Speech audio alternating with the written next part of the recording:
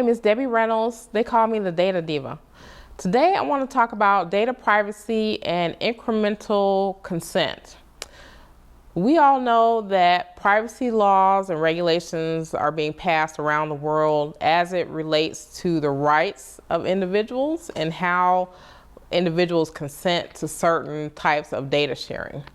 In the US, it's very different. It's more of a patchwork, where it's a combination of notice/consent. So not everything that a company does with data requires consent. And then we have a combination of opt-ins and opt-outs for certain types of data sharing.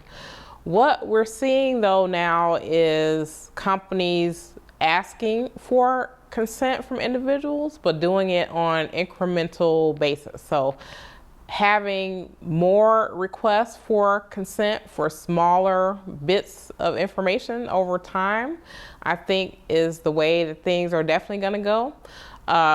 Consent for companies is a challenge because consent is granular and it's also fragile. So if someone can consent to something, they can also withdraw their consent in some way, whether that be withdraw their consent to data sharing, data sale, those types of things. And those things are very difficult or complex for businesses to be able to do, especially because a lot of the technologies that businesses have been using up to this time were meant to remember and not to forget.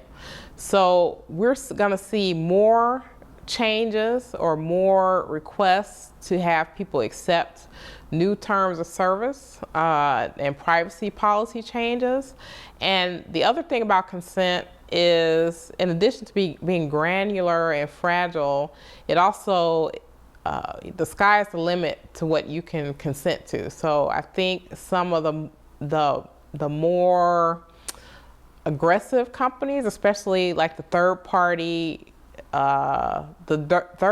data gathering companies that are now losing their access to individuals because first-party companies are trying to shift their risk to third parties, and having those third parties ask for consent for things that they may be requesting, things that may be a little bit more outrageous and may do so for a fee. So I think this is one way that data monetization will enter into kind of the third-party data sharing arena, because if third parties can't get the data that they were amassing on individuals for free, and as a piggybacking off of a first-party relationship with another company, they're going to have to find alternative ways to be able to access those individuals, and they may do so on an incremental basis. So asking for, small consents for smaller things over time until they've amassed enough consents to do bigger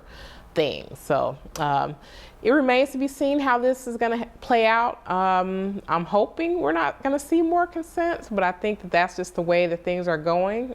Even a lot of the bigger companies are putting out privacy policy updates and terms of service updates a lot more frequently. That's it. Thank you.